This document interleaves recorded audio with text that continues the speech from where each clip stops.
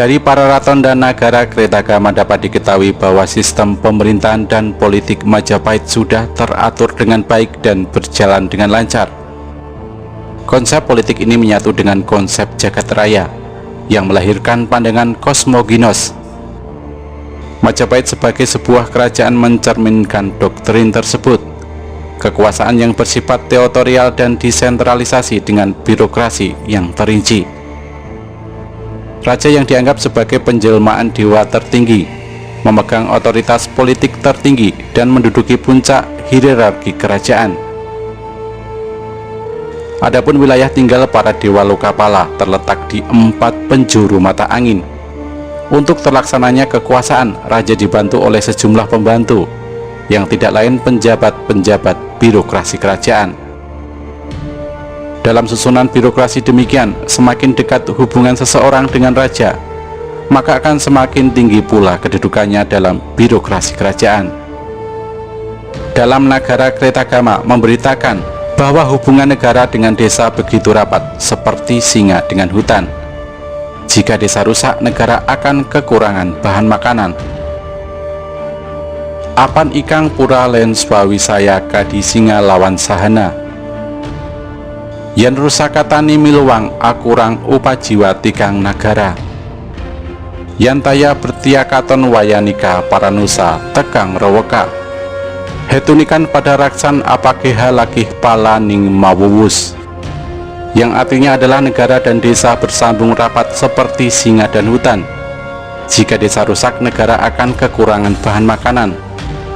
Kalau tidak ada tentara, negara lain mudah menyerang kita. Karenanya peliharalah keduanya, itu perintah saya. Struktur birokrasi dalam hierarki Majapahit dari tingkat pusat ke jabatan yang lebih rendah adalah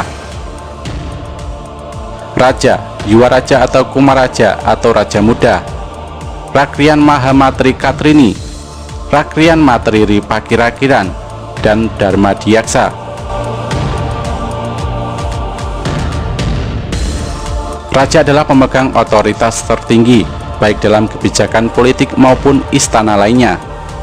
Kedudukannya diperoleh dari hak waris yang telah digariskan secara turun-temurun. Di samping raja ada kelompok yang disebut sebagai Batara Sapta Prabu, semacam Dewan Pertimbangan Agung. Dalam Nagara Kretagama, dewan ini disebut Pahom Narendra yang beranggotakan 9 orang, sedangkan dalam Kidung Sundayana disebut Sapta Raja. Pada masa Raja Dyah Hayam Wuruk, mereka yang menduduki jabatan tersebut diantaranya adalah Raja Hayam Wuruk, Kertawardhana atau ayah sang raja, Tribhuwana Tunggadewi atau ibu suri, Raja Dewi Maharajasa atau bibi sang raja, Wijaya Rajasa atau paman sang raja, Rajasa Duhiteswari atau adik sang raja, Rajasa Duhiten Dudewi atau adik sepupu sang raja, Singawardhana atau suami Rajasa Duhiteswari, dan Rajasa Wardhana atau suami Rajasa Duhiten Dudewi. Jabatan ini biasanya diduduki oleh putra mahkota. Dari berbagai prasasti dan Nagara Kretagama diketahui bahwa para putra mahkota sebelum diangkat menjadi raja pada umumnya diberi kedudukan sebagai raja muda. Misalnya Jayanagara sebelum menjadi raja terlebih dahulu berkedudukan sebagai Raja Kumara di Daha. Hayam Wuruk sebelum naik tahta menjadi Raja Majapahit terlebih dahulu berkedudukan sebagai Raja Kumara di Kabalan. Jayanagara dinobatkan sebagai Raja Muda di Kadiri pada tahun 1295. Pengangkatan tersebut dimaksud sebagai pengakuan bahwa raja yang sedang memerintah akan menyerahkan hak atas tahta kerajaan kepada orang yang diangkat sebagai raja muda jika yang bersangkutan telah mencapai usia dewasa atau jika raja yang sedang memerintah mangkat. Raja muda Majapahit yang pertama ialah Jayanegara. Raja muda yang kedua adalah Dyah Hayam Wuruk yang dinobatkan di Kahuripan atau Jiwana. Pengangkatan raja muda tidak bergantung pada tingkatan usia. Baik Raja Jayanegara maupun Hayam Wuruk masih kanak-kanak waktu diangkat menjadi raja muda. sementara pemerintahan di negara bawahan yang bersangkutan dijalankan oleh patih dan menteri. Jabatan ini merupakan jabatan yang telah ada sebelumnya, sejak zaman Mataram kuno, yakni pada masa Rakai Kayuwangi. Jabatan ini tetap ada hingga masa Majapahit. Penjabat-penjabat ini terdiri dari 3 orang, yakni Rakrian Mahamantri Ihinu, Rakrian Mahamantri Ihalu, dan Rakrian Mahamantri Isirikan. Ketiga penjabat ini mempunyai kedudukan penting setelah raja, dan mereka menerima perintah langsung dari sang raja. Namun mereka bukanlah pelaksana-pelaksana dari pemerintah raja. Titah tersebut kemudian disampaikan kepada penjabat-penjabat lain yang ada di bawahnya. Di antara ketiga penjabat itu, Rakrian Mahamantri Ihinulah yang terpenting dan tertinggi. Ia mempunyai hubungan yang paling dekat dengan raja, sehingga berhak mengeluarkan piagam atau prasasti.